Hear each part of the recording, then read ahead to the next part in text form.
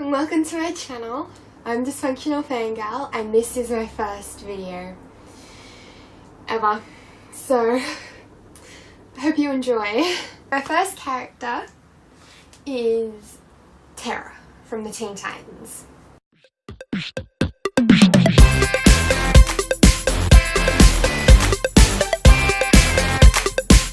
Terra was created by the genius Marv Wolfman for the Teen Titans.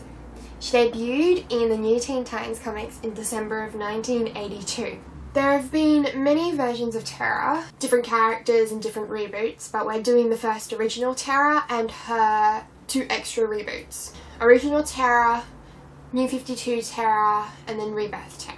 She is the illegitimate daughter of the King of Markovia, and she is half-sister to the superhero known as Geoforce. When she was young, she was experimented on, and through these experiments, her power came to fruition. She is able to manipulate Earth, so she has rock powers and mud powers. When her powers came through, she was forced to leave Markovia due to the fact that only members of the Markovian royal family have Earth powers.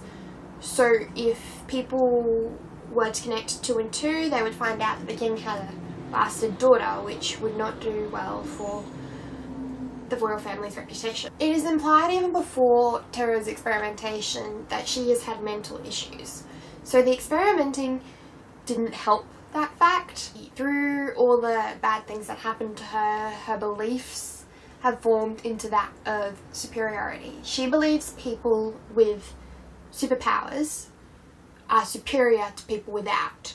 She believes that superheroes or supervillains or whatever should rule the planet. These powers led her to become a mercenary in the United States, and through this work she met Deathstroke, aka Slade, for those of you who only watch the cartoon. And thus started the scariest relationship probably ever in comics. At the time this relationship started, Terra was only 14, 15, and Deathstroke is a 40 to 50 something man, which is really creepy.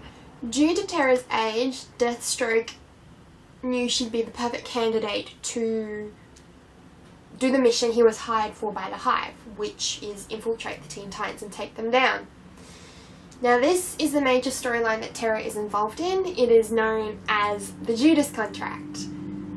This story arc is one of the most popular story arcs in comics. So the basic storyline of this is that Terra gains the Titans' trust. She then steals their secrets and their information and sends it back to Slade. Eventually this leads to the Titans being kidnapped by Deathstroke and them being implemented in an experiment by the Hive. Now the Titans manage to escape with the help of Slade, Deathstroke. Now at this time Deathstroke was actually being mind controlled by his son Jericho, who is a good guy.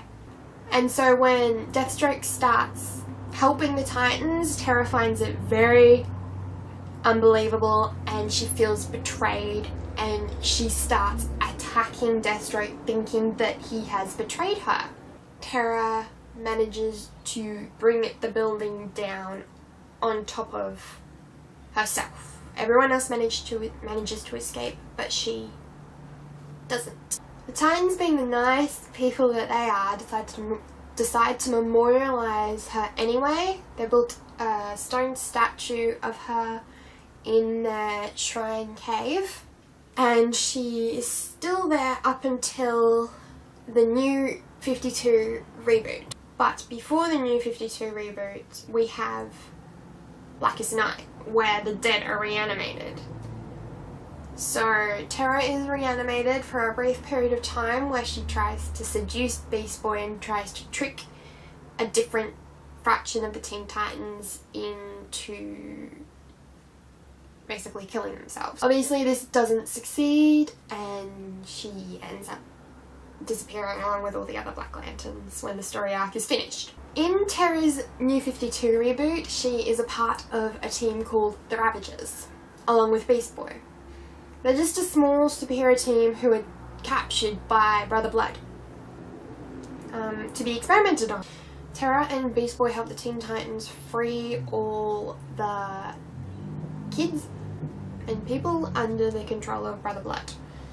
She helps rescue her team, and her and the Ravagers go and find a new base and find mentors, and they have a few story arcs which aren't that important in the big term.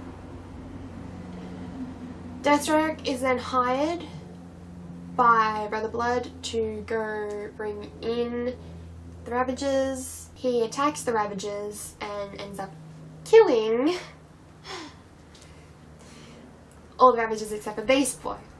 Now, the weapon that Deathstroke used wasn't actually a killing weapon, it's a teleportation weapon, so when it looked like the Ravagers were being killed, they were actually being transported back to Brother Blood. So they were all captured except for Beast Boy. And Beast Boy thinks that the Ravagers and Terra are dead. And then after that, we have the new Rebirth reboot, which involves Terra in one of Deathstroke's evil little teen teams. They were a team called the Defiance. The New 52 reboot is kind of based off the cartoon version of Terra, which is a nicer version of Terra, along with kind of Terra's movie influence are based off the cartoon. So Terra has been portrayed in other forms of media as well. She's been in a TV show, in a movie, and I'm not sure about games. The most popular version of Terra is actually the Teen Titans TV cartoon. Her character was nice, but very lost soul, and she didn't have control of her powers. So she comes into contact with the Teen Titans, and everyone instantly likes her, especially Beast Boy, who becomes very smitten. They like her, they offer her a spot on the team, and she accepts, but then her secret gets out. Now, the secret is that Terra cannot control her powers, and she only told Beast Boy. But Robin manages to work out that she can't control her powers and offers to help train her. Terra freaks out, thinking that Beast Boy has betrayed her and told Robin that she can't control her powers, but he hasn't. She ends up running off for a few episodes, probably about half a season, and then she ends up showing up again. But this time she has new control, a new outfit, and is very, very confident in herself. She wants to join the Titans again. The Titans are kind of like, hey, you ran away and you kind of freaked out on us, we're not very sure, we don't really trust you anymore. So she ends up earning their trust, and she's in a few episodes. I think it's about 2 or 3 episodes. And then the very, very alternate version of the Jesus contract starts in the cartoon. Terra betrays the Teen Titans, Beast Boy gets angry, and Terra starts to hate the Titans. She takes them down, she thinks she's killed them, but of course she hasn't. I mean, who can kill the Teen Titans? She finds out that Slade, Deathstroke, but he's Slade in the TV show, she finds out that Slade is controlling her both mentally and physically through the suit she's wearing. She freaks out, and the Titans try to convince her that she can get her control back. And through trying to get her control back, she ends up setting off a volcano, which is under Jump City, which, you know, bad things happen with the volcanoes. She convinces the Titans to run away and leave her because she is the only one that can stop the volcano. And she does end up stopping it, but when the Titans come back, she's been turned to stone. So they memorialize her, set a plaque, have flowers, and they try to free her, which doesn't really work unless you want to talk about the theory that, you know, Raven brought her back with her story arc. She turns up again in the very last episode of the TV show, which is called Things Change. Now, no one really likes to talk about that because that episode was an episode to set up for the next season, but the next season never happened, so it's kind of like a confusing extra. Terra is brought back, but she convinces Beast Boy that she's not the girl he's looking for. She doesn't remember anything, she doesn't have powers, even though we're led to believe she is that person. The last media portrayal of Terra is actually the new Teen Titans movie. Now this movie is again based off of the Judas Contract. This version of Terra is a very mixed version. It's very confusing, it's very, very bipolar. So it's like a mixture of original Terra, the evil, non-feeling, very mean Terra, with the cartoon Terra, who is just a confused lost soul. The mesh of these two versions of Terra is not a very good one. The movie does a very good job of developing the story around Terra, but the rest of the movie and the character development is not very good, if that makes sense. There have been several other versions of this character as well. There are different characters based off of the original Terra. So we have Terra 2 and Atlee. So I may do other versions of them and other videos of that. Let me know in the comments if you'd like that. Okay, so this is my opinion time!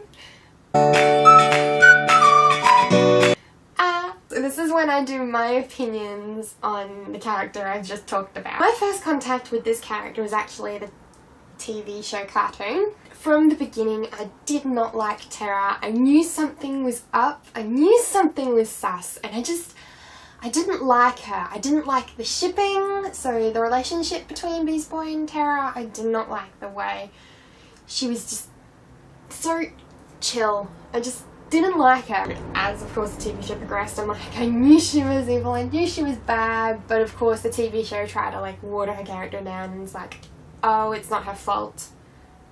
But I'm like, it is her fault, because by the time I'd gotten to that point in the TV show, I'd actually discovered the comics, and I actually have the Judas Contract, and so I'm like, this isn't right. I knew I didn't like the character. She's fundamentally created to be hated. I don't like any versions of the character.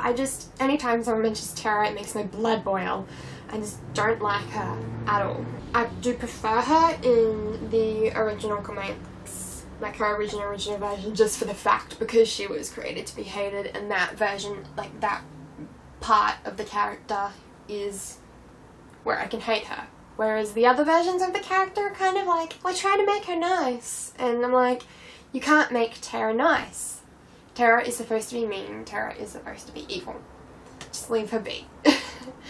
So yeah, the movie kind of frustrates me a bit because of the fact that they're trying to combine original Terra and TV version Terra.